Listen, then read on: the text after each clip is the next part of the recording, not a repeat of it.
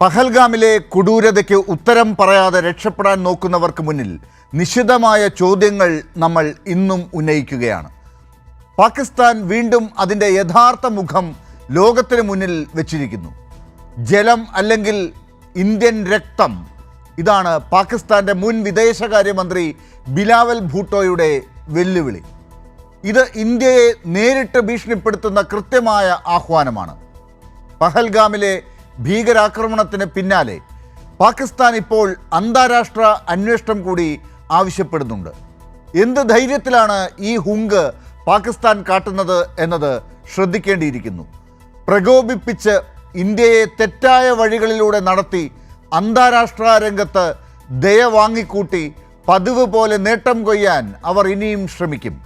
ഒരു വശത്ത് ഭീകരരെ സ്വാതന്ത്ര്യസമര സേനാനികൾ എന്ന് വിശേഷിപ്പിച്ച് തൻ്റെ ഭീകര സ്വഭാവം തുറന്നു കാട്ടുന്ന ഡെപ്യൂട്ടി പ്രധാനമന്ത്രി, മറുവശത്ത് ആക്രമണത്തെ ഇന്ത്യയുടെ തന്നെ തെറ്റെന്ന് ചിത്രീകരിക്കാനുള്ള ശ്രമം.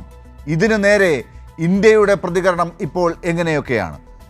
സിന്ധു നദീ കരാർ റദ്ദാക്കും, വിസ നിരോധനം, ഇതൊക്കെ കൊണ്ട് ഇന്ത്യക്ക് നമ്മുടെ പൗരന്മാരുടെ കയ്യടി വാങ്ങാൻ തുടക്കത്തിൽ കഴിയുമെങ്കിലും മുന്നോട്ട് പോകുമ്പോഴും അത് സാധിക്കുമോ? അത്രയും മാത്രം മതിയോ?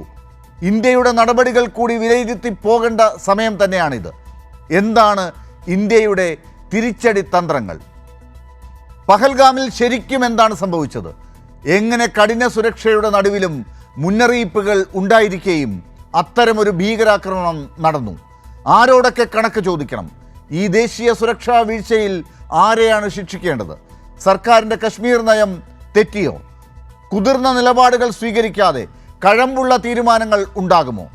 രാജ്യത്തെ ആത്മാഭിമാനമാർന്ന പൗരന്മാർക്ക് മുന്നിൽ കൃത്യവാഗ്ദാനങ്ങൾ നൽകാതെ വെറും TV ചർച്ചകൾ മാത്രമായി മാറുമോ ഇതൊക്കെ?